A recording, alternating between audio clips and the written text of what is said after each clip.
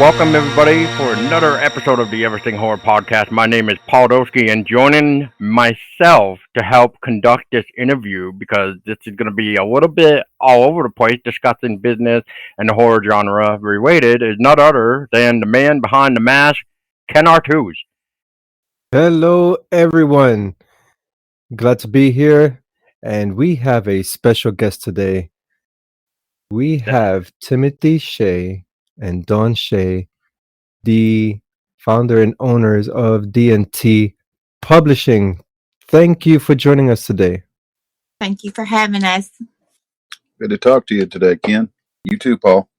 Yeah, it's always a pleasure. Ken reached out to me and was just like, "Hey, I got an author and like a publisher that you would totally want to interview," basically. And I'm like, okay. And then here you are, and we finally got to reschedule this, so I'm on board with this, and Ken is too. And without going into more further details, but let's hopefully just have a nice little conversation with everybody, because I can't wait to hear more about your business side for both of you, because with the new, if I may, trend with NFTs and digital purchases of this and that, it might be confusing at first. So I really can't wait to see or hear, in this case, like what really goes into it and learn more about the platform. So I guess I'll start off the interview with both of you guys. Is what do you remember of how you got introduced into the horror genre? Well, I'll let Dawn go first. She's the founder. She's the mastermind behind all this. So I'll let her get into that with you. So I have been a horror lover all my life. I started watching horror movies when I was a little bitty thing. So as I got older, I got into reading, Fear Street and Goosebumps and that kind of thing. And that slowly led over into, Stephen King and those kinds of books. And about 5 or 6 years ago, I got into the indie horror community, and I had no idea this even existed. It was like something totally different to me. As I got more into the indie horror community, I saw how many authors there were that were needing an outlet, for lack of a better word, for their work. And so I originally started D&T to write my own book. And our first book that we ever put out was ABCs of Terror. And each letter of the alphabet has a story that's attached to it. So, like, for instance, in the first one, A is for arachnid was the first story. And so when I had originally started D&T, I was going to write a story for each letter of the alphabet for the book. And I was talking with an author friend of mine, and he suggested that I have other authors help me write the book. And I was like, I don't know what you mean. And he said, well, have other authors write stories for the book. And so he reached out to some people that he knew, and I reached out to some author friends that I knew, and it took off really quick. And next thing I knew, that we had a book. And so at first I was we're going to do strictly anthologies like that. We're just going to have different authors write stories. But about close to a year into having D&T, one of the authors that had been in some of our anthologies reached out to me, and actually Timothy and I had a discussion the day right before this about publishing standalone authors. And Timothy was like, well, let's just think about it. We'll discuss it some more. And literally the very next day, Joshua McMillan, he's one of our authors, he reached out to me and he said, are y'all ever going to publish solo authors? And I just thought, what's the odds of that? We just talked about it, and then the next day he messages me. I was like, this has got to be a sign, right? So we've been doing this for 2.5 years now, and we have tons of authors. We just signed a bunch of new authors for next year, and So yeah, it's exciting. That's I've, great. I've just And been here cheering her on the whole time. I started off just helping out and doing the books and things like that until I had the idea for the NFT. that reminds me of when a little bit of your origin story, Dawn, when you had mentioned the part of the anthology, reminded me of the film scene, the indie film scene in the horror genre, in which all these directors got together to create one film, and it became a huge success. The ABCs of Death. It became a Oh huge yes, success, right? And then they came yeah, with the sequel. That's how popular it yeah. became. Yeah, we're putting together the fourth one now. ABC's Volume 4. Oh, Oh, geez. Just to touch on the subject real quick. eh, Speaking of ABCs of death, I will never forget. F is for fart. That one.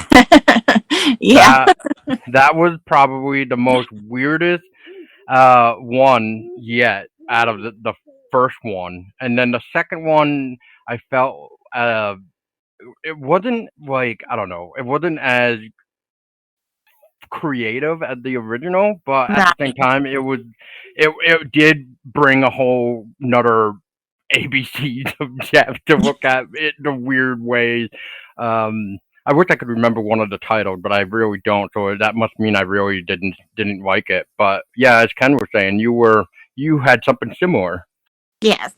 That's fantastic to hear someone running with an idea and just going with your gut and creating a business model with that idea.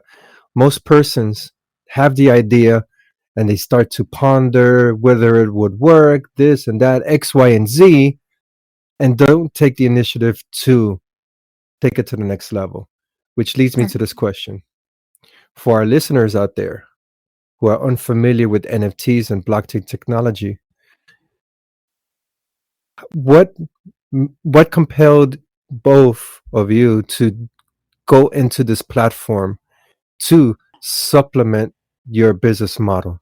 Like I said, I handle I help handle the financial side, and as Don can attest, the end of every month we do our author payments, and when we get to the Audible portion, I, uh, I blow a fuse because the royalties we get from Audible are just absolutely ridiculous. First of all, when we list a book, they control how much it sells for. They personally set a price for the book. Second of all, they let you know up front they take 60%. What we didn't realize is that when members of their monthly subscription use their monthly tokens to download it to get a book, the authors get pennies on a dollar. It's absolutely ridiculous. And so when we do our author payments, I, I would lose my mind, and because it don't feel right, because we see it from an author's perspective, and we want our authors to do well and to succeed, and the majority of them are just like us. They have 9 to 5 jobs and they write on the side. What's one of the things that makes them indie. And I know almost all of them would love to write for a living, but with the royalty structure in traditional publishing, it's almost attainable. So it was back last October. I was having an episode doing our monthly paying out our royalties, and I said, we could just produce this ourselves, put it into an NFT. And the NFT boom of last summer was kind of waning down a little bit, and I'd been a big participant in that. So, and I don't know why it took me till the end of summer to have this idea, but that's when it was. And I was like, we could produce this, put it published through an NFT, And the royalties, you have secondary royalties, which is revolutionary for authors and publishing. We can provide so much more value in this new medium in Web3 than anything that's available in traditional right now. And so we just started thinking of how we would do it, and the kind of value we wanted to give, and that's how it was born. Oh, geez. Well, I want to touch on your topic real quick about the Amazon thing. So I remember when I first wanted to self-publish my own stuff, and I would use an Amazon service, which I don't even. It's sort of around, but I think they like changed the name. But anyway, the point is to this is, so I was using CreateSpace, and when I was making the physical book, obviously they're trying to push you to do the Kindle, and at the time I was just like, well, I don't know anything about formatting or this or that, so I guess I'm just gonna put it together because I was assuming at the time that it was almost like the same type of file as you would do a physical book. Boy, was I wrong. And you know, it it became a hassle to the point, as you were kind of talking about, with the revenues and the royalties, that I completely took all my Kindle stuff down just because it was just so, I don't know, it was so horrible. I felt like the process was not as great as maybe a regular ebook would be. So I kind of see your point there. And Amazon lately has just been hitting on the indie artists. And we kind of talked about this a few years ago, with a couple people who had their films getting banned from Amazon, and they didn't know why. Like, they would just take them down randomly and this and that. Like, one film that comes to mind is Cherokee Creek. That came out in like December or so, and it never showed up on Amazon. And it literally took about 4 or 5 months afterwards for it to get up on Amazon.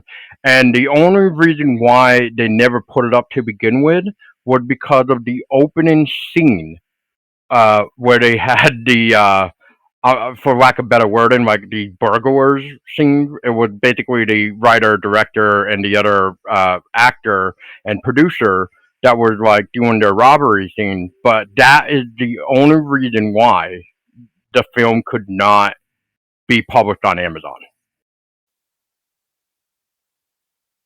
I remember that, Paul, quite well. And to touch up on what Timothy was talking about, just to clarify, so that way everyone that's listening could take notes. So we're seeing a different revolutionary platform, Web3 NFTs, which enables indie artists, publishers, musicians, etc., to make income and recurring income on their own art with their own percentages, as opposed to publishing on Amazon or Audible and getting pennies on the dollar. So, Paul, what do you think about this concept here? What does this open your eyes to where we at here with NFTs?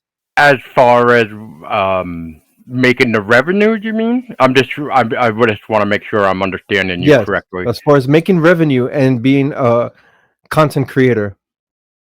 So it sounds like if you do it through NFT, you're going to see more in your pocket than you would using a big brand companies. And in that case, I would say you'd want to make more money, because otherwise, what do you got to do? Charge more. Precisely the point. Now, Timothy and or Dawn, for this next question, you delved onto the benefits of NFT, Web3, the blockchain. So for artists out there, how do you define this new feature for them, for creators, for artists? Is this something that's still on a controversial plane, or is it serves more pros than cons? It's still a bit controversial. When we first announced we were going to be doing NFTs, uh, attacks from people that don't like them, I'll just say, They came out of the woodwork. It was actually a bit shocking because I hadn't seen that before. I didn't know that was a thing, but I was in the middle of it, of NFT craze. So most of the people I followed all supported, and I just hadn't seen the vitriol and of the other side. But yeah, that was pretty shocking, and they actually got a couple of our authors to pull their contracts for this year. We were supposed to publish them this year, and there was two people that ended up, they pulled their contracts, and luckily we were able to fill those spots pretty quickly. But yeah, it was a bit of a shock. I'll let Dawn tell you from her view. Yes, I had no idea that so many people felt so strongly in or had such an adverse reaction to the fact that we were doing NFTs. But there was probably at least a week and a half, 2 weeks that I was constantly being bombarded with awful comments on Twitter. People saying all kinds of things about us, and our author that was actually doing the NFT, they were doing him the same way as well, messaging him. It was just obscene, some of the stuff they were saying. So it was crazy, but you just have to kind of ignore them and go on. But it seems like it's kind of died down now. But yeah, for a few weeks, it was rough. Now, most of the outrage came from the idea that NFTs are bad for our environment, and we understand that they do require a lot of energy to create and operate. But we also understand that, or we believe crypto's here to stay, and these things will be created on the blockchain. NFTs are going to be a thing, and that's one of the reasons we chose Polygon. The Polygon network to mint. Their energy consumption is much lower, and we love that they're promised, which we all know how corporation promises are, but they are dedicated to being carbon neutral by end of year, and so we like that, and that's who we went with. Thank you so much for that information. And for Paul or anyone else that is listening, a couple of key words that Timothy mentioned: Polygon and minting. There are many crypto monetary descriptions. You have Ethereum, you have Cardano, and in this case, Polygon. Polygon, there's a whole slate of information behind each monetary description. He also mentioned minting. Minting is when you have your assets on the blockchain and someone purchases it. When they make that purchase, they make that mint, they purchase your product and all the assets that come along with it. Now, Paul, I know that everything that we have discussed here seems very new to you.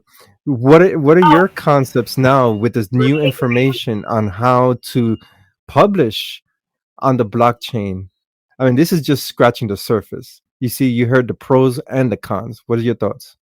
It's it's interesting. I guess I gotta still learn how to do it, and I gotta let the information basically soak in. But otherwise, it just sounds like you just basically like you need with any project is the patience and the wisdom to fulfill whatever you want to make to put it out there.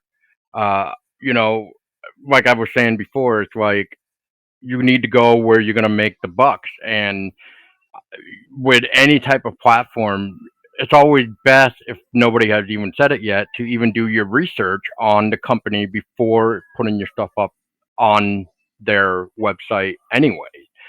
So I guess I want to say, this is just all still new to me, and that's why I'm saying like this is a fascinating conversation for me because it's gonna open up a new doorway to hopefully find more pros than the cons.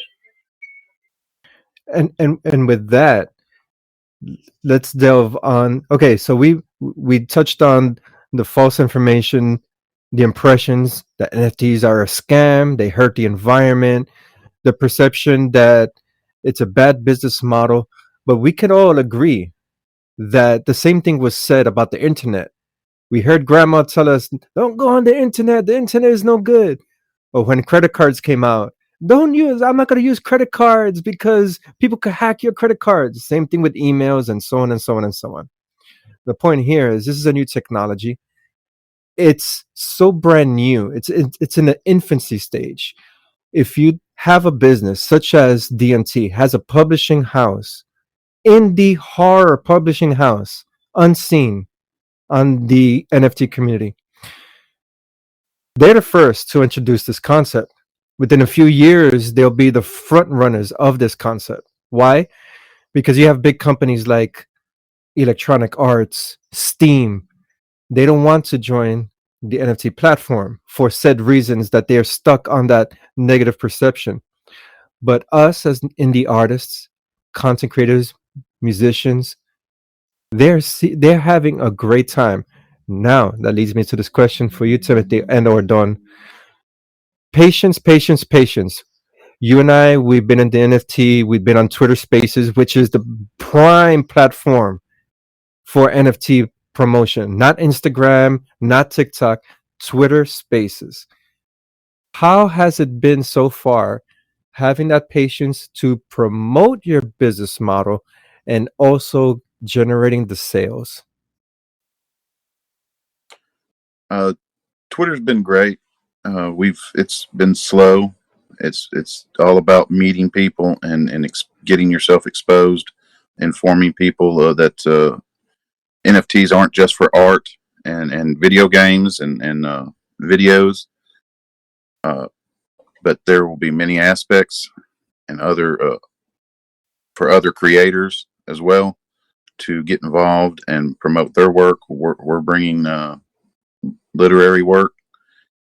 There are literary projects are I'm finding more and more every day, which is very encouraging, and I love seeing what they're doing, what angle they're bringing they're trying to bring.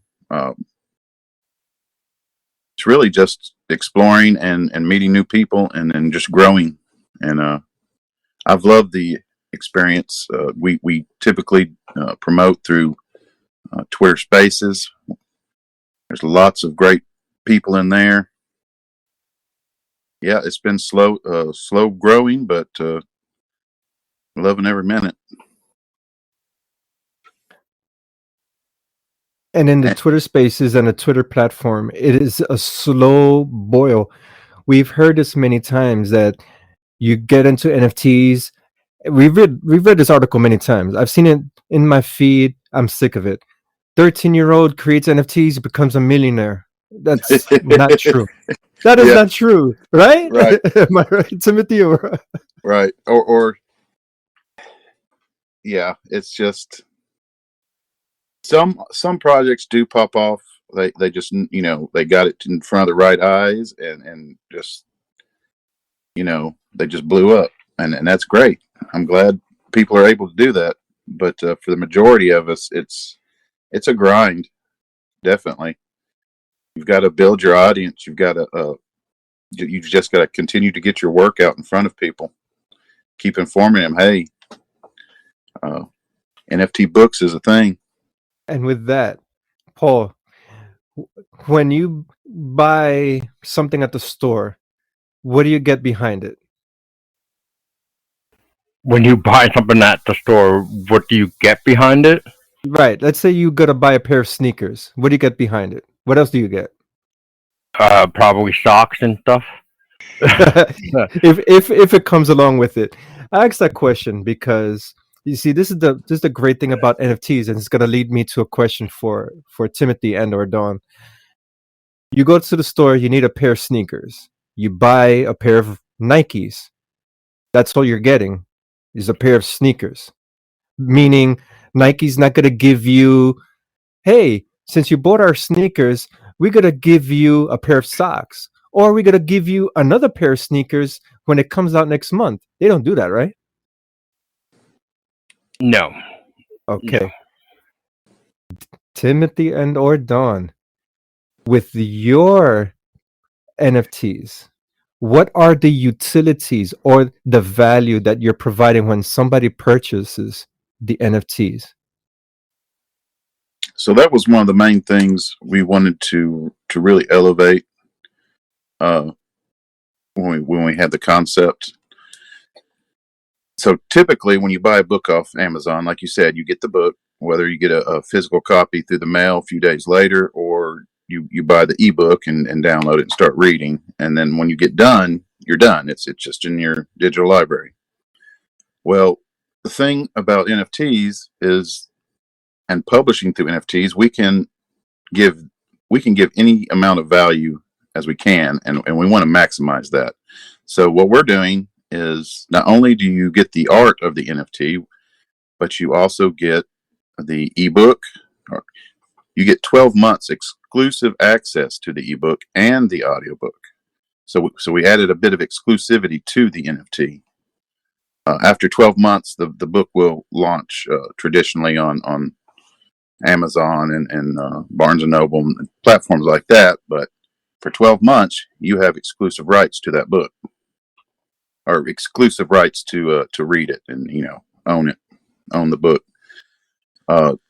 As well as we include the cover art. We take all the text and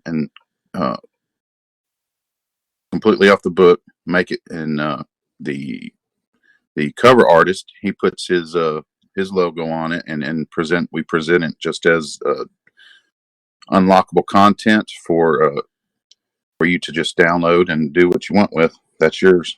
Then you can also and that's what's revolutionary about this NFTs and Web3 is that when you get done reading it, it doesn't just sit in your e-reader in a digital collection. I mean, it can. I mean, above anybody else, I've got a massive collection that's just sitting there. But you can turn around and sell it. Now, when you do that, it's like the author sells another book. The next person, he gets all the rights and he can download the book or listen to the audiobook, and the author gets a royalty from that sale. And since these NFTs are collectibles, the value of them fluctuates. So you might make money off, you might make a little profit off holding the collectible.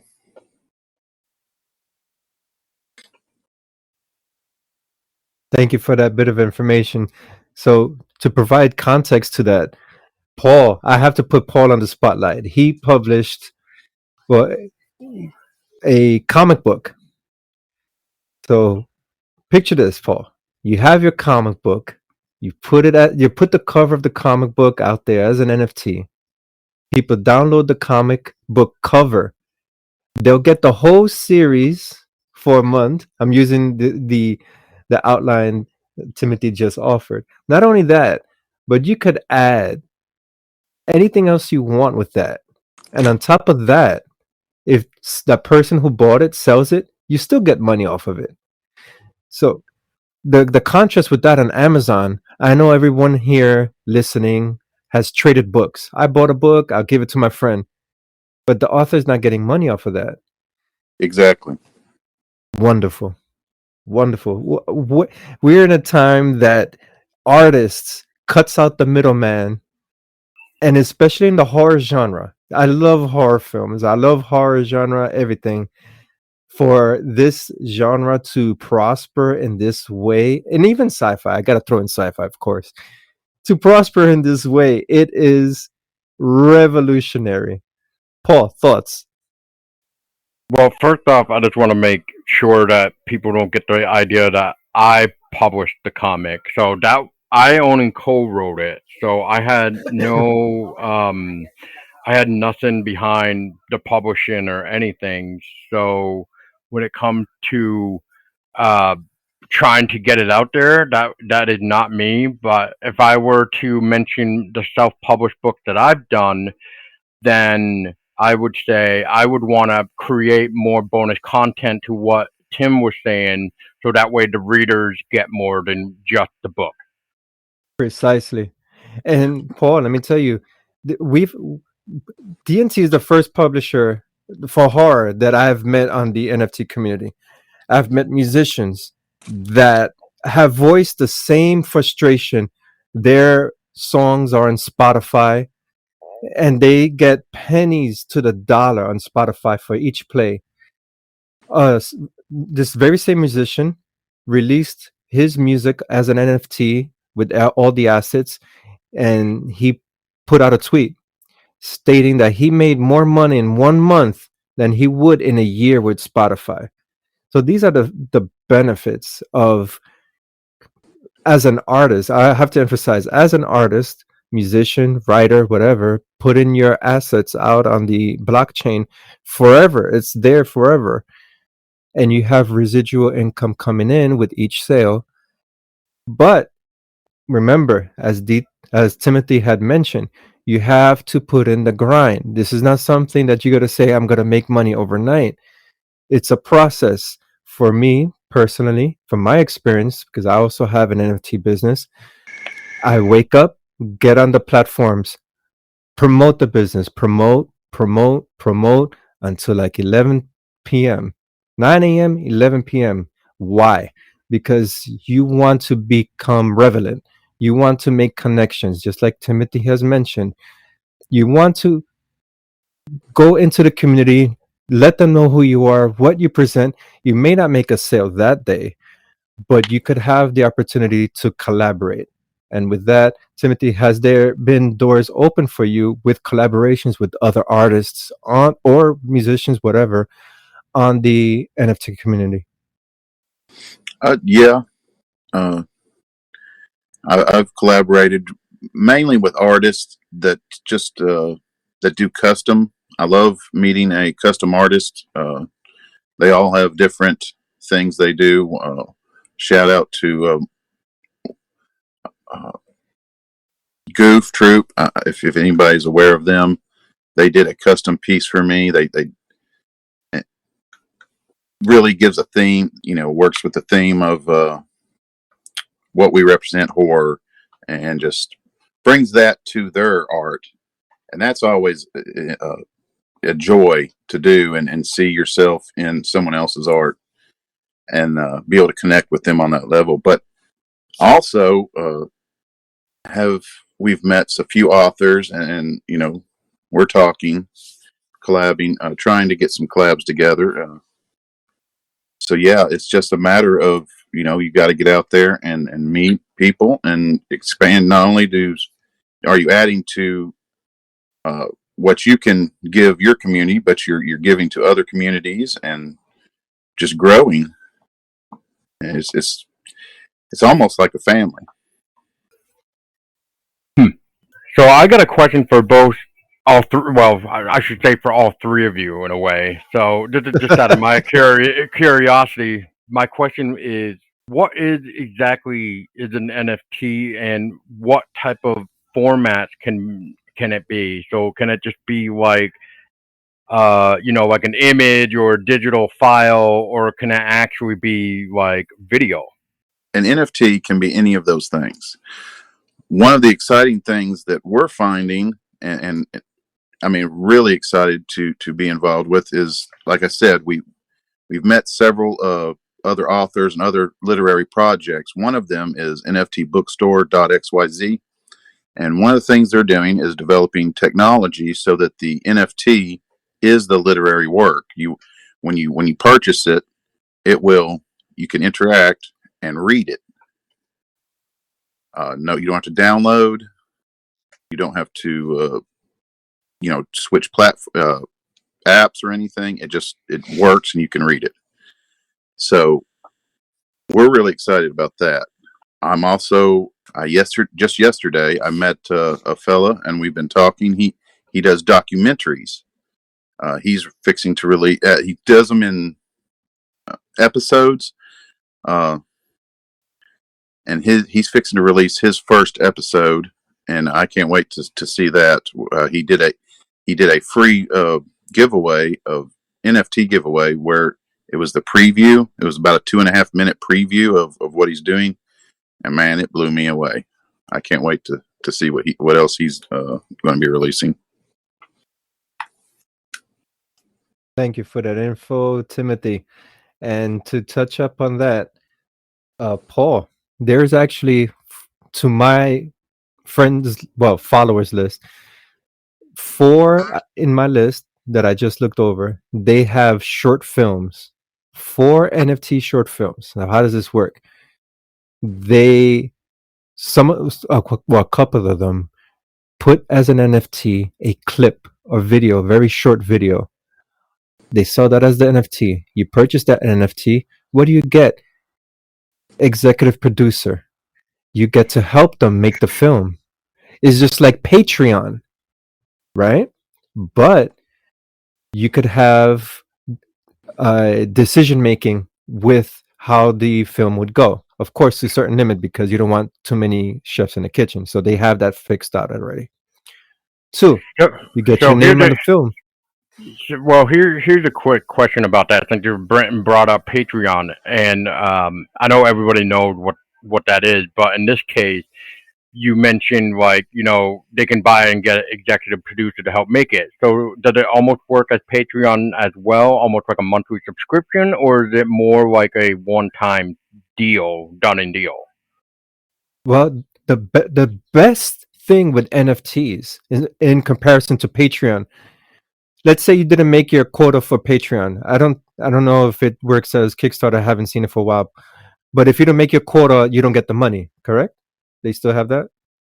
Right. So you set up a goal. So like when I did the Kickstarter campaign for both or let me rephrase that, to the 3 films that we are currently doing, because we are in the process of recording the last Terror Trail bit for right now for this year and get that out this October. So our goal at the time was, I believe, like 500, because I was also putting into effect of the Kickstarter fees and stuff like that. So I wanted to make sure I brought up the campaign goal amount as well, because even if we hit 500, we're probably only going to see. This is just a rough estimate, but I would say $325 of that. So that's like $175 more than the 250 that I originally wanted, if that makes sense. As far Gotcha. as and then as far as Indiegogo, Indiegogo, you can do both, right? So if you make your funds at the end of the campaign, you will get your funds. However, there's another option where if you make $100, you can receive the amount that you've gotten, even if you have not reached your goal. Cool. Now, based on the information that Timothy has eloquently provided throughout this interview, and me interjecting with my point of view as well. Oh, you wanted to say something, Tim? Yeah, I wanted to speak on that on the Patreon. And this goes for Amazon as well. Amazon can censor what we list on their website. So if they don't like a book we want to sell, we don't get to sell it on Amazon. That's not a problem in NFT with Web3 and NFTs. Same goes for Patreon. They have been known to censor groups on their platform. And now the purchase of an NFT, I mean, you could do it any way you want. I mean, you can release a new NFT and that each month, and that would be your entry fee, much like paying a subscription on Patreon. But the networks are decentralized, and so the exchanges. So anybody can create a subscription service or a project that releases new content each month and be able to sell that through NFTs without the worry of being censored or not allowed to have their group. I just wanted to say that I do know personally several indie authors that are friends of mine that have had their books removed from Amazon because of content. That's crazy. Yeah, that just falls under the category that I was saying earlier with the films as well. Um, they may not have flagged it the first time, but for whatever reason, they maybe changed their policy to what could be there. It's actually really sad of what Amazon does, even though they say they're a company that's supposed to help the people, if I may say, and it's just it's just ridiculous. And then don't get me started about how Amazon treats their employees either. But yeah, That's a whole different kind of worms right there. Yeah, but anyway, what I was gonna so what Tim's saying talking about centering on every these platforms like Patreon and this and that. So as for the joke here, so I guess does that mean we need to go on OnlyFans or something? Is that the only way to make it so that it's not censored? Well, I don't know about that. Some Actually, I in about a year ago, we got involved with a platform. It's called godless.com. And it's an ebook platform. He only does ebooks, but it's called Godless because he does not tell you what you can and can't write. So basically, he does not censor anything. You can, if you want to, kill everybody, he doesn't censor anything in any of the books that he that goes up on Godless. And we put all of our books up there. Well, we have a kids line called Little Gremlins. We don't put that on Godless, but yeah, all of our other horror books we put them up. We usually have about 3 books a month up on Godless, and yeah, it's just really great. And the best thing, not only that he doesn't censor the authors, he also you get 90% of your royalties. I mean, and that's just crazy. That's it's insane. But yeah, so it's really great. So, Paul, to touch on that, we covered the pros and cons of the NFTs. We covered that you could have full control of your media utilizing NFTs. So, going back to your question, Paul, if you have a $500 a Patreon, Indiegogo, whatever, you're only getting $500. That's if you make the $500.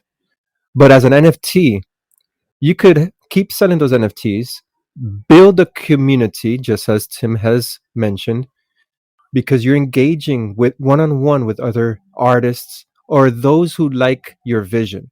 You're building your community. You don't do that on Indiegogo or anywhere else. Not only that, residual income coming in.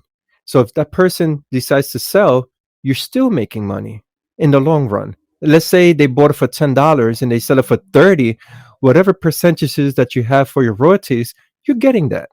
You don't get that from Indiegogo or Patreon or Kickstarter. So these are the added benefits for any media platform, especially I have to emphasize horror, sci-fi. If you're into it, this is the place to be. Well, I'm gonna touch research. on what so I'm gonna touch on that too. So I'm gonna flat out say for anybody that creates should have at least 100% full control of their art, no matter the hell it is. I mean, that's one reason why I went into the self-publishing. Yes, it's hard to promote your stuff yourself rather than having like a press release person that throws it everywhere and emails everyone that they can think of. But in this case, I would rather have control knowing that what I made is not getting changed no matter what shape or form. It's not getting censored, everything else. Like, I have perfect example of this. So I remember when I first was starting to look into publishing a book, what were the pros and cons between self-publishing versus having your own publisher. So one of the things that I've learned is I remember getting a call one time for my third book that I was going to be releasing called Enemy of Everything.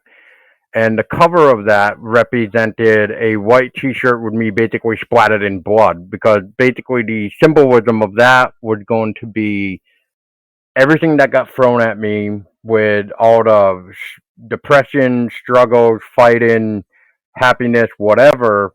It kind of wears and tears at you. So the blood is supposed to represent like all the battles that came and you conquered, or in this case, I conquered. And they specifically said on the phone that they wanted to change this and that. They didn't want to keep the idea of the book cover, even though I felt the cover had meaning to the enemy of everything. Does that make sense? Yes. So I guess, yeah. So I guess what I would just say is anybody that can have 100% over their own work is, that's amazing. And if you can continue doing that with any type of platform that does not intervene, or maybe they just have a suggestion to you of what maybe you could do better or whatever, then by all means, I would take suggestions. But if you're telling me the only way you're gonna back behind my project is by changing this and that and doing it your way, then get the fuck out of here. Pretty much. Well, And Paul, with that, Paul, I'm going to circle back for a question for Timothy and or Dawn. Utilize. Well, we know that there's a negative stigma with NFTs and the crypto and blockchain. Have you personally, in your business model, done something from your end to introduce authors into the platform and provide that education so that way they could feel comfortable in going into NFTs? yes. When I approach an author, I first thing I do is gauge and talk to them about their knowledge or experience with crypto, and as well as NFTs. Typically, so far, there's only been one that actually is involved in crypto. All the others, you have to educate them on, and I do it as detailed and thorough as I possibly can to give them a basic understanding, and then I explain NFTs and the potential they have, what they are, and all the great aspects they can bring to the author. So yeah, it's a bit of a process. It's some authors are receptive and very interested, and then have want to step back and learn more. Others are ready to go, and then some are just like, I don't like that and I don't understand it still. So it's a process. We just signed our third author, so we put out one book. I signed another. We're currently working on that, and now I've signed a third. So I'm thrilled. We've got 3 books in production for the NFT, possibly a 4th later, in talks with that fella. So yeah, it's like, and the authors have to be brought in just as much as the fans, because it's NFTs are just, and what you could do with them, it's just not, it hasn't reached the masses yet, as we all know. Authors just aren't aware of that option. So here's a little intermission with comedy relief here. When someone asks you, Tim or Don, someone asks either of you, can you describe what are NFTs in baby term simplicity? What's your definition? Ooh, let's see, baby definition. I put you on the spot there. A digital project that you can somewhat own and pass along. while others still get paid, right? Is that good enough? Well, the baby term, a lot of persons describe the baby term using the Mona Lisa. Let's say someone goes to the museum, they take the postcard or they take a picture of the Mona Lisa. Do they own it? They No. don't. Right. Who owns it? The museum. Why? There's only one. There's only one Mona Lisa in existence. For Timothy, he sells his NFTs. There's only one of those NFTs. So I hear this all the time. Well, why am I going to pay $50 for that? I could just right click and save it. Yes, you can, but you don't own it. You don't own all the assets that Tim is providing. You don't own the membership. You don't own the audiobooks or everything of value that he just described earlier. So Now, basically, not to interrupt you, but just so I don't lose my train of thought here with what you're talking about. So basically, in a way, you're buying. Um, I'm just gonna say, call it a digital license, so that way you basically do own it. Well, yay, it's not there really you a go. license. Each NFT is its own token, There you and go. you own the token, and you own what comes with the token. Right, but like, with the real world nowadays, right? Like, if you want to use the specific font or this or that, you kind of quote need this license in order to have the commercial use of it and this and that. So in this case, the token I would say is almost like a license, though. Correct? Well, behind the NFTs, there's a series of uh, digits. I'm trying to place the simplicity. There's a series of digits on the blockchain. So in that digit, it will say, okay, Paul purchased Timothy's work, right? You own it. How do you know you own it? Because you purchased it through your wallet, a series of code, made that transaction. On that NFT, there's a series of code. So you own it. That's yours. That no one else, just like the serial number on the dollar bill, that's unique. That's $1 bill with that serial number. You own it. So to place the simplicity, yes, in a way that how you describe Paul, that's trying to provide that basic description. Yeah. Yeah, that makes sense. I mean, it just with everything becoming the way it is, if there's a lot of new terms coming out with this, like the token aspect. So that's why I was trying to think of another term that people know to kind of paraphrase with the token. So license token.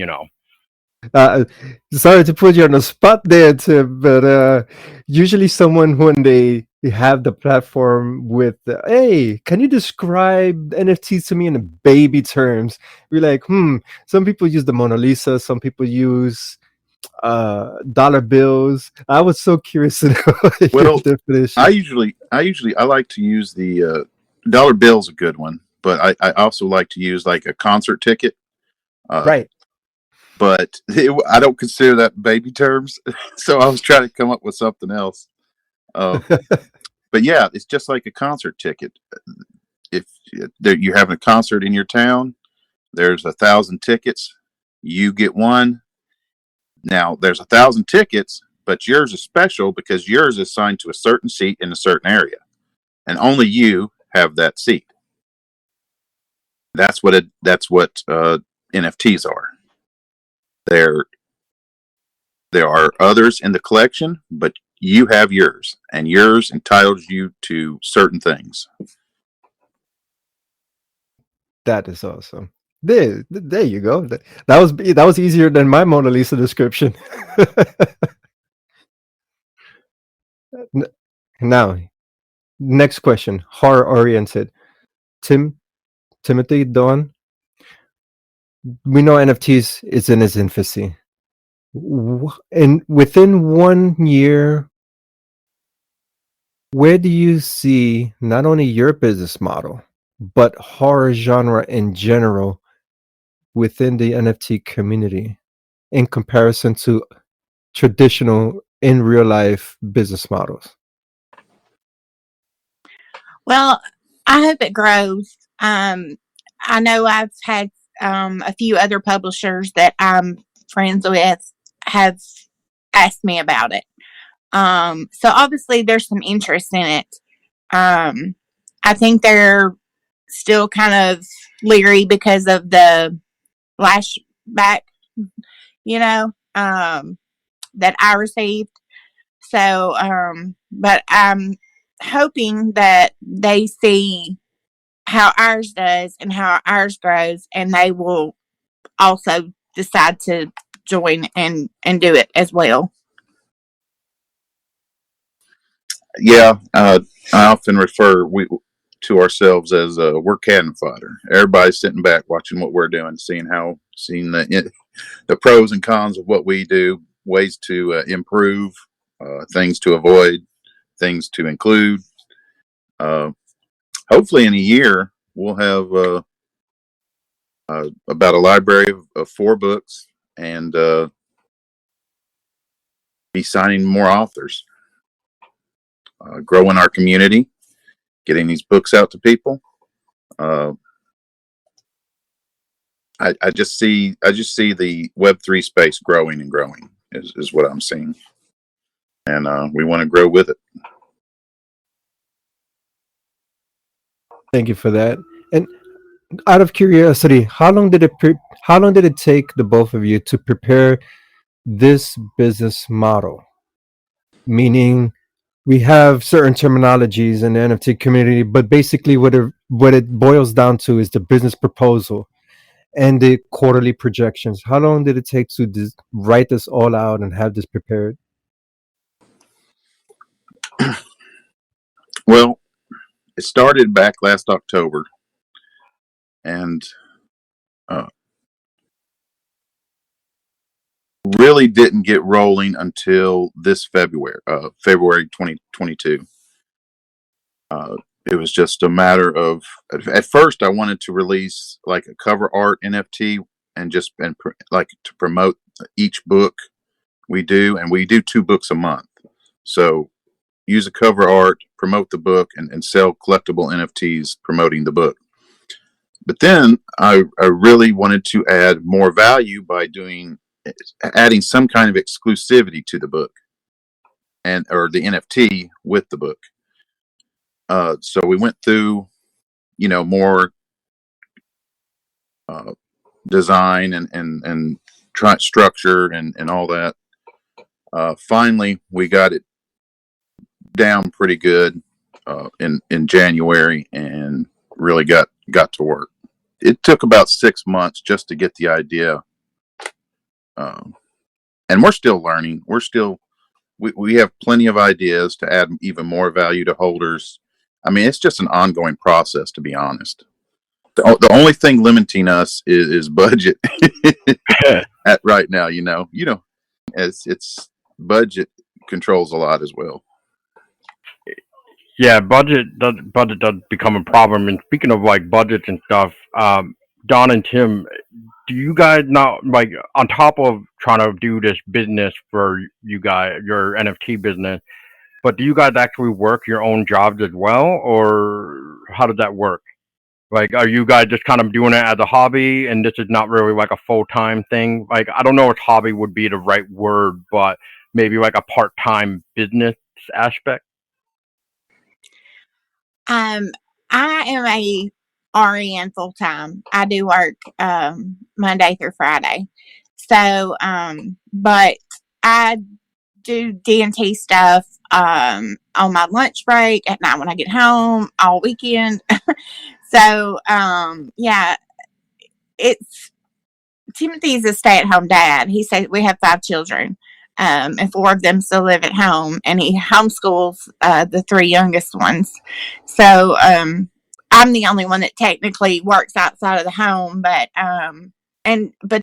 he does the NFT stuff every day, and I do DNT as well, and so I guess some people would consider it part-time because I do have a job outside the home, but I consider it full-time because even if I'm out at work, if I have a break or my lunch or whatever, I'm always answering emails or doing what I can do from my phone to try to get stuff done as far as our books. Yeah, I was a poker player for many years, and when I quit that, I did a few other things.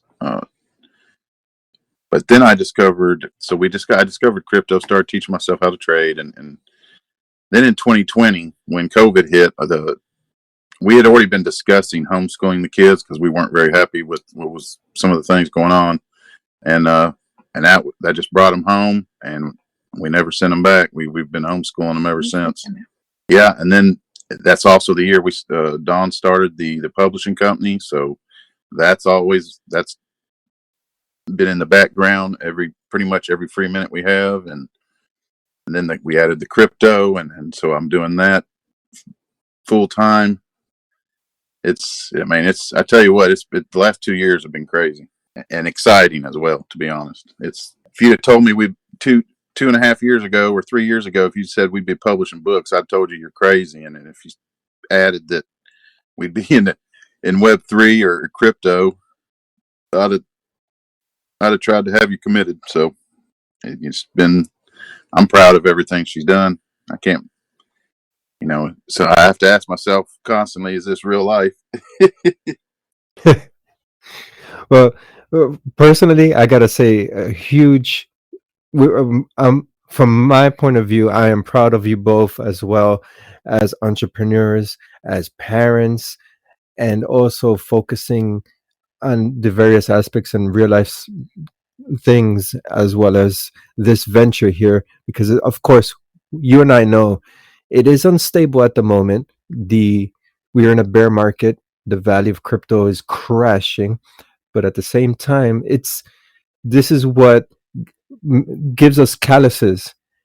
Instead of going backwards, we have to move forwards and develop and keep developing, keep grinding, and keep developing our business. Once the market comes back up, you see your business prosper in a positive direction. So, Paul, any questions from the horror aspects? I have a couple of questions left before we roll up the interview. Anything horror related from your point of view that you want to relay? Honestly, I don't have any questions because I just been listening to this because my focus has just been really learning more of this new field of NFTs. So I guess since you put me on the spot like that, I'm just gonna say, so Don and Tim, between you two, because whether it be different tastes or maybe you guys have the same taste, but when you look for horror, what is the one thing you guys are always looking for in the horror genre? Ooh, good question. I always look for originality. I love something new, something different that's never been done before. You know, I think if you can take an original idea and still make it your own and terrify somebody, that's really what it's all about, And I've told them before, I don't mind old tropes like vampires, werewolves, that kind of thing. But you have to make it your own. You have to make it something I've never seen before. Because there's hundreds and hundreds of those kinds of books. So if you're going to put that book out and you want to sell it, then you're going to have to make it something that somebody hasn't read 100 times before. I think that about covers it. We want to put out the same quality work and with their NFTs as our traditional side. I have had to, like, we were not going to publish anything. I've had I've given out just as many rejections as I've given acceptance to, or acceptance letters to. So Yeah, that's fair enough. So what do you guys take, Don and Tim, about Hollywood and rehashing the same stuff over and over and over again? Like example would be like they just redid Firestarter. It's like the creativity's all gone. I mean, what's going on? Why is it nothing more than remakes? Or which we have the constant comics, but that's the only. That's just taking what's already been written and putting it on film. But I don't know. It's all the remakes. It's like, where did the creativity go? And not only that, but they're ruining movies Established. There was no reason to remake them to begin with, and you remade them, and you made a mess. So it irritates my soul, honestly, that they're come up with something new. Yeah, where's the Wes Cravens and John Carpenters? Where are they? And they just want to produce now. They don't even want to go behind the camera anymore, from what I understand. But yeah, that's a good point. And I do feel like what you guys are saying is, they're rehashing it again over and over, but they're trying to change a little bit of information, like uh, Stephen King's Pet Cemetery. Like, what did they do with that one? They basically swapped the genders of basically what happened in the original, and then I don't know. I'm trying to think of something else real quick, but right now it's like brain farting me because honestly, I'm just get sick and tired of hearing, "Oh, we're about to do this and that," and it's just like you said, where's the originality anymore? Like, what is the new thing that can scare us? And honestly, I do find it hard of, well, what is there left, because what hasn't really been done. But then you got to look at found footage and this new technology stuff, and it's like, well, maybe we need to start focusing on, like, well, what if the technology turns on us? And I'm not trying to make it sound like Terminator, but I'm trying to say, like, maybe this new technology that comes out, what if it ended up having a mind of its own, like an AI? All of a sudden now we have AI popping all over the place, and that might sound like Terminator all over again, but it's really not. Some of this stuff is like a program now, where the AI will make you your project. Like a good example is, I don't know if any of you guys have heard about this. I I don't have it in front of me, so I cannot tell you the title of it, but it's the very first AI made comic book. That's very interesting, and it looks like it's actually a horror comic as well. But this is a conversation you and I have had many times over, and we've included many guests delving on this topic of remakes and the such. I favor originality. That this is what's going to propel the horror genre forward. Case in point, we have a lot of talented directors overseas with creative ideas from Argentina and France. They're redefining horror with extreme content. But of course, it does have a social commentary. It's not just blood and gore on the screen. There's a social commentary behind the film, what it's about. We could name so many, and we could find a good social commentary and talk about the psychology behind it. With the zombie genre, we've seen so many iterations of this concept, but it's certain films that have changed that concept. We have running zombies, you have infection, you have mold, you have all these ideas flowing. So it's good to see that DNT is actually favoring originality and content and putting that forefront. Not only is that good for the authors, but it's also great for horror readers. Hey, this is nice. Who's this author? All right, let me follow this author, and so on and so forth. And there you go. It was spread like wildfire. I agree. In the horror, a lot of great horror is coming out of non-U.S. countries right now, and specifically, there was one amazing movie we watched called "The Sadness." That was it was Vietnam from the Vietnamese put that one out, and then uh, the zombie flicks from Korea, Train to Busan, and its sequel. They were amazing.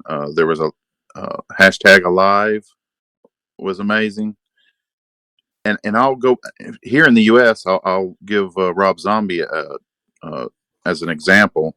When he puts out his own material, it's amazing.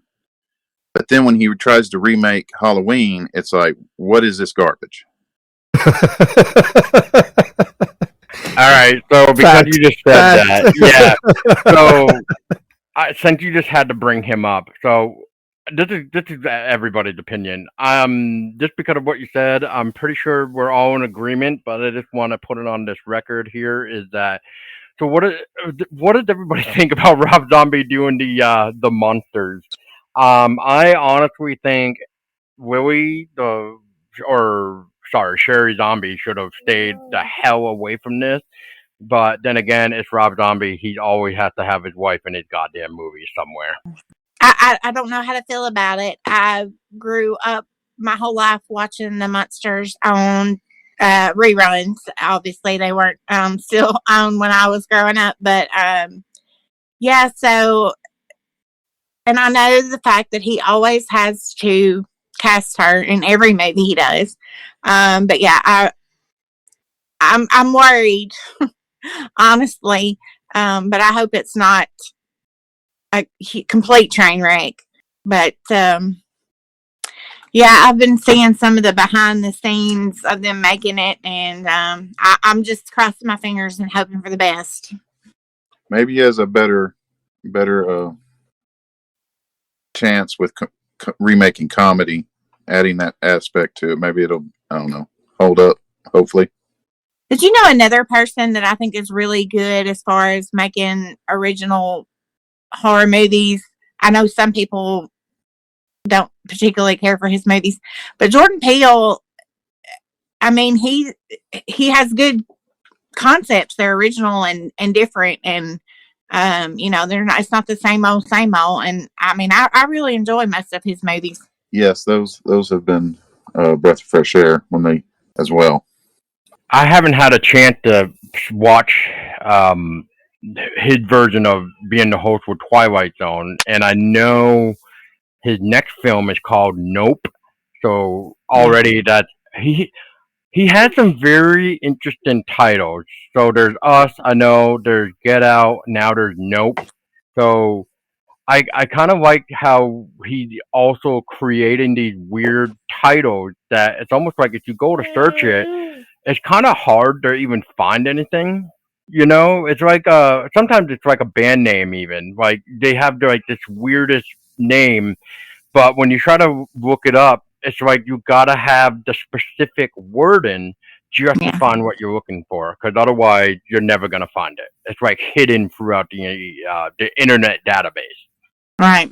And here's a question. I don't have it on my list here. This just popped up to my head.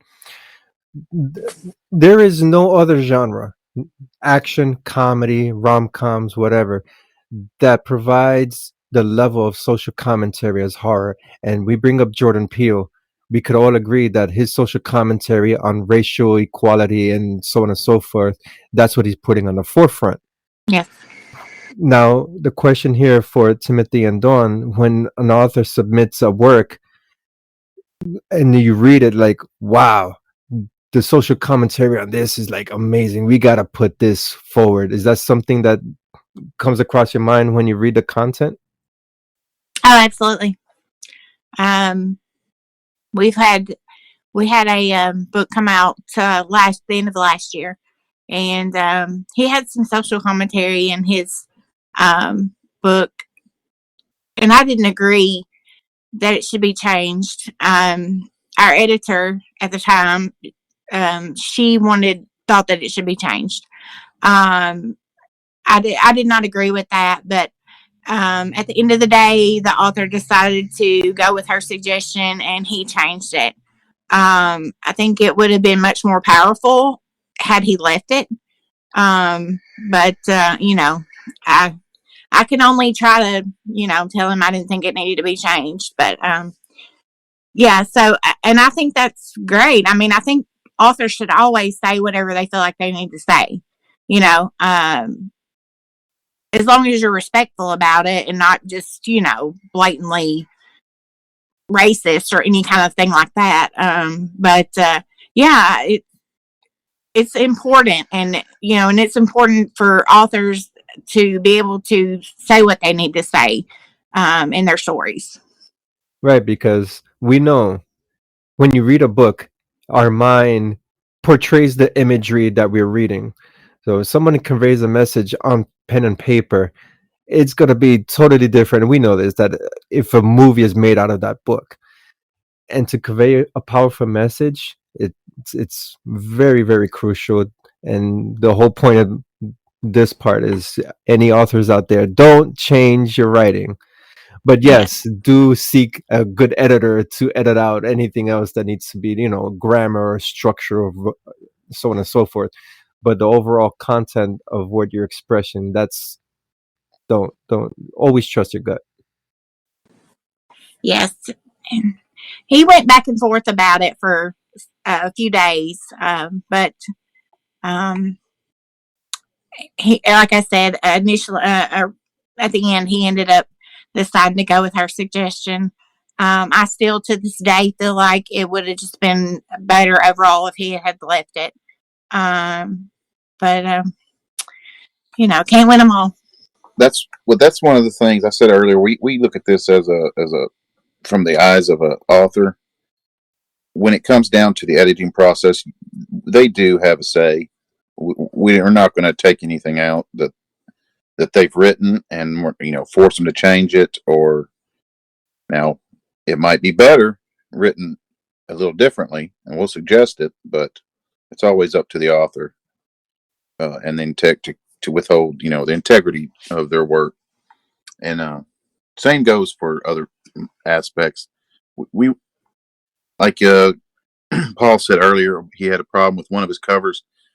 We want the author's input on the cover as well. It needs to represent what they had in mind and how they see it, their book looking. And if I always say, if our authors aren't happy, we're not happy. So It seems like it's a very intriguing, elaborate process when you onboard an author to DT Publishings, and then from there putting them onto the blockchain. Correct? yeah, a lot goes into it. A lot, very time consuming. Wouldn't have it any other way.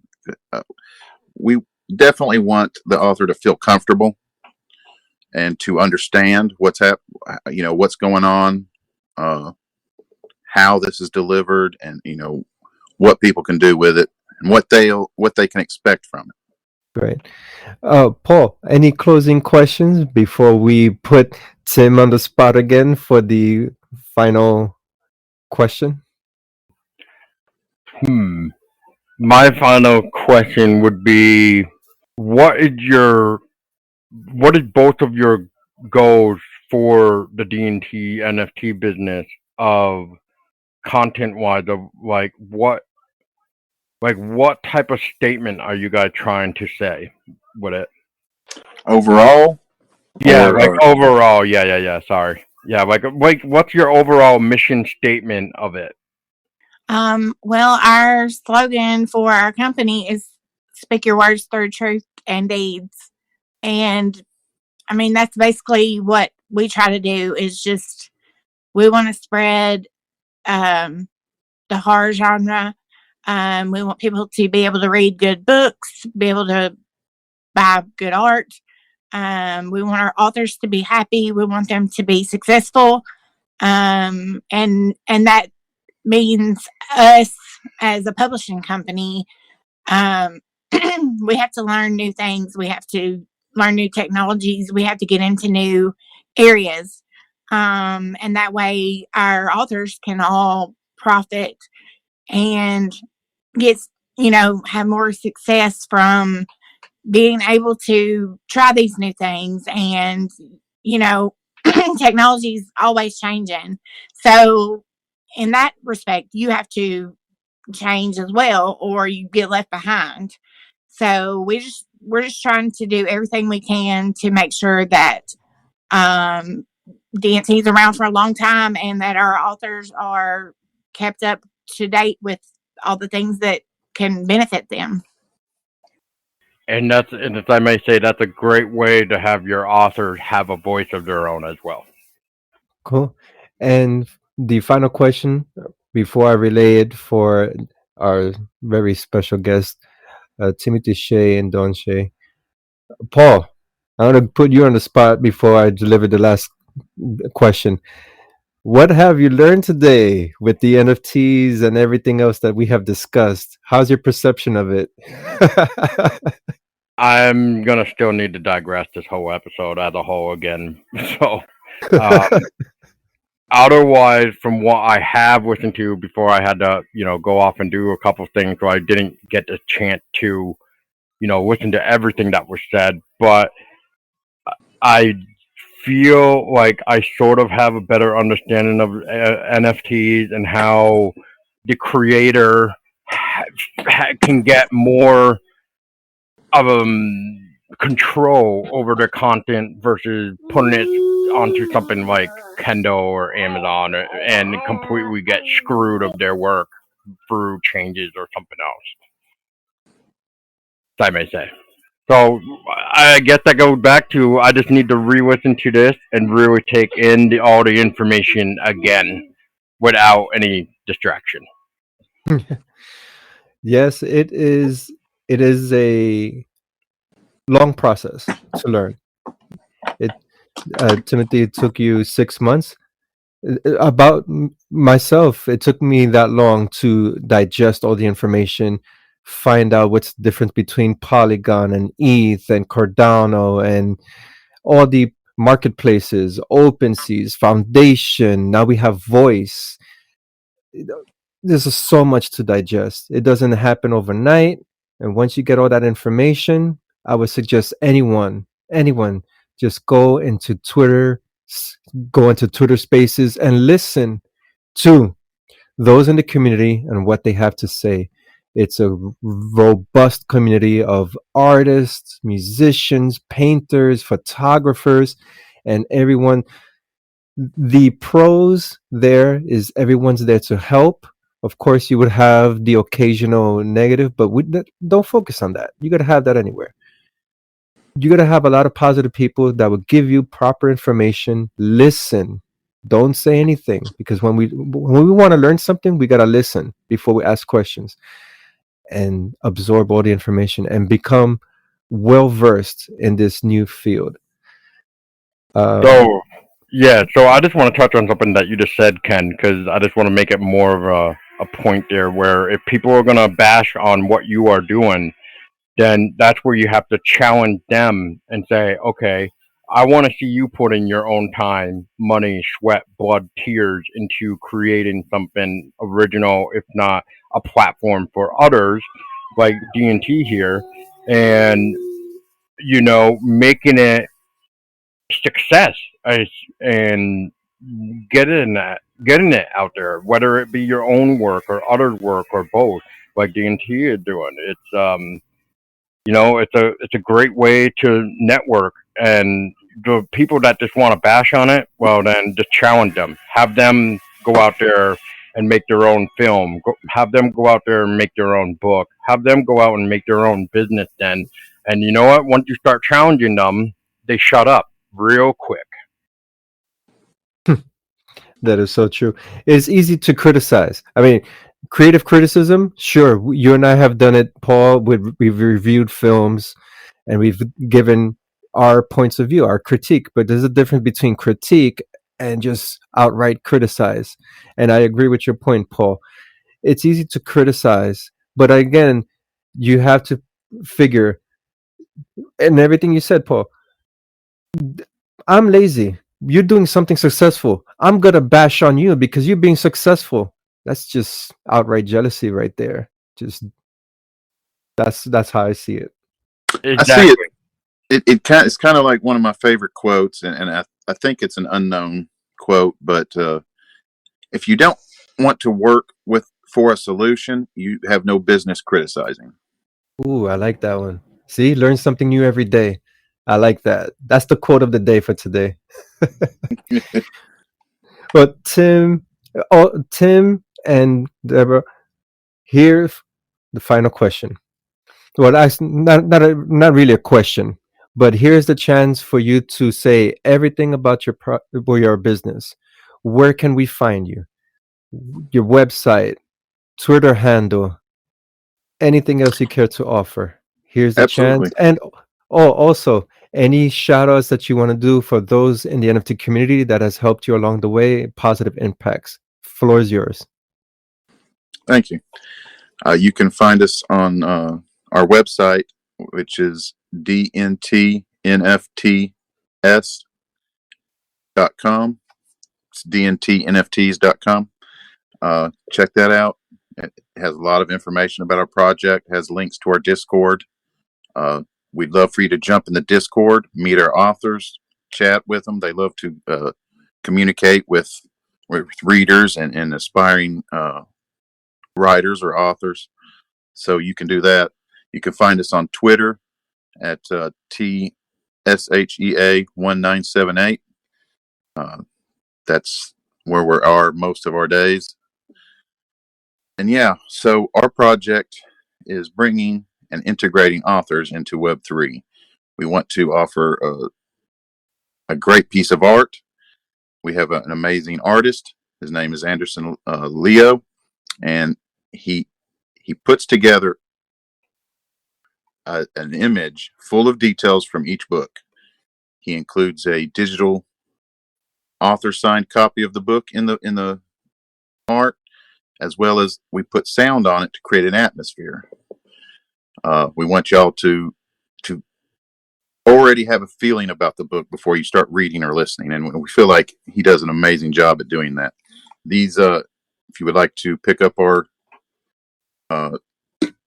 or check out the NFT, you can visit either one of those the website or the Twitter, and there are links to our OpenSea. One of the things we wanted to do is keep it cheap, so it's priced at 0.0075 Ethereum on Polygon. So we got rid of the gas fees, and that currently that's about $7. So for $7, you can get the ebook and the audiobook, as well as some cool cover art, and jump in Discord, talk to the author about it, tell him what you think, ask him how he was inspired to write it. Mark Taus is an amazing guy. The title of the piece is Gone to the Dogs. And yeah, I think that about covers it. And thanks for having us. Well, thank you for your time, to both of you. Because it was a pleasure to meet you guys and check out what's going on behind the realm of the NFTs and what you guys are creating for everybody. I'd like to let Dawn tell you about the traditional side. We have our main website as well. Our our website is dntpublishing.com. The and is spelled out. You can find us on Facebook, Twitter, Instagram, TikTok, all under DNT Publishing. The and is spelled out. And I post on there every day, most of the time twice a day. And I keep up to date with all our new releases, anything we have going on with D&T, new author signings, all that kind of stuff. When we do a cover reveal, I post those, and you can sign up for our newsletter there as well. And we have exclusive stories every 2 weeks in our newsletter. Thank you for all that information. Thank you for stopping by, talking about your publishing business, talking about NFTs in general and how it has benefited your business concept. And to everyone listening, do check out DNT Publishing. Follow them on Twitter. If you're an author and you need information or want to have that one step forward into publishing your work, do reach out to them. It's been a pleasure, and I would definitely be seeing you, Tim, and the NFT community and Twitter Spaces. Fantastic insight on everything that you're doing. You revealed being parents and working and doing this business and bringing it up off the ground. That is great. I love that, and I commend that as truly, truly epic. And very proud of you guys taking that leap forward.